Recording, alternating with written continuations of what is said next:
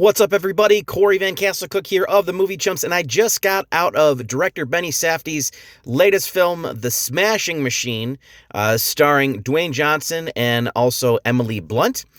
So this is just my out-of-the-theater reaction, just kind of my first impressions and some thoughts. It's a pretty good movie. It's not as great as I was expecting or as some critics were going to make it out to be. I'll say this. This is worth the price of admission just to watch Dwayne Johnson act, because he absolutely, and I can't believe that's a sentence I'm actually saying, because he absolutely disappears into this role. After about 2 minutes, I didn't see Dwayne Johnson for the rest of the time. I just saw Mark Kerr.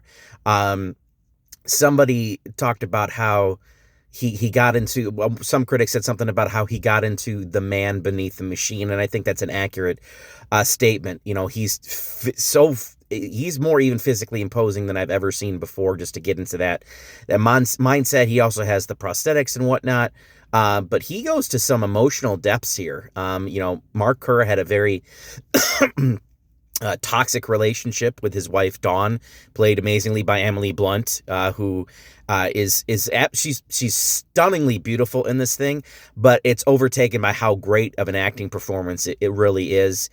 She really gets into, this is a toxic relationship, and they don't shy away from showing how bad it was, especially when somebody's trying to get sober and the other person really isn't. Not that that other person is an addict, but sometimes they're not appreciating this, but they really weren't good for each other, and that was a big crux of it.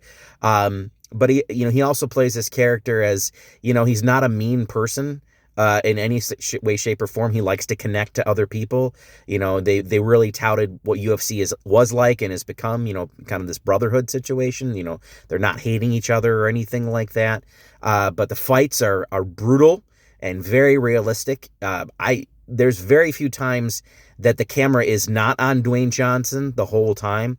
This is a powerhouse performance. Now, is this going to get him an Oscar nomination?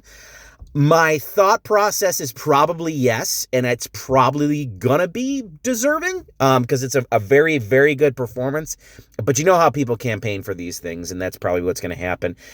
Overall, directed pretty well. Benny Safdie kind of out of his own, not with his brother this time. His brother Josh, who actually has another movie coming out on his own in December called Marty Supreme, starring Timothée Chalamet, that I'm really excited to see. That looks good. But overall, there was something kind of missing about this film. It wasn't exactly memorable. Also, the music in this is the sound, the score is very strange. Sometimes it's jazz, sometimes it's this synth like horror vibe from the 80s. It just didn't work and kind of took me out of the movie at times. Cinematography is pretty solid, I'll give it that. And the two, it was a nice touch using actual fighters for some of the specific roles, specifically the role of Mark Coleman. But overall, it's an enjoyable film. I liked it. It's not as good as I thought it was going to be. The hands down champion of UFC films, as far as I'm concerned, is still and remains the movie Warrior. Sometimes I just didn't feel the emotional connection I thought I was going to with this movie.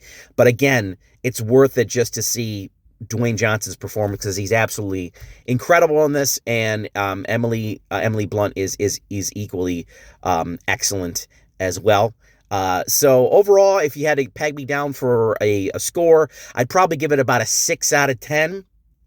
It was enjoyable, great performance by The Rock, but not anything super great to write home about. I'm actually kind of interested in seeing the documentary, The Smashing Machine, that's on Netflix now, because from what I hear, it's actually kind of and somewhat better than the movie. So slightly disappointing, I guess, but still enjoyable. So that's kind of my out of the theater thoughts regarding that one right now. Anyway, that's what I thought. Hope you guys go see it and tell me what you think, and tell myself and Luke what you think about the movie, because that, at the end of the day, is what matters the most. Anyway, that's it for me. I'm Corey Van Castle Cook of the Movie Chumps. Stay great, everybody out there. Stay peaceful. Peace.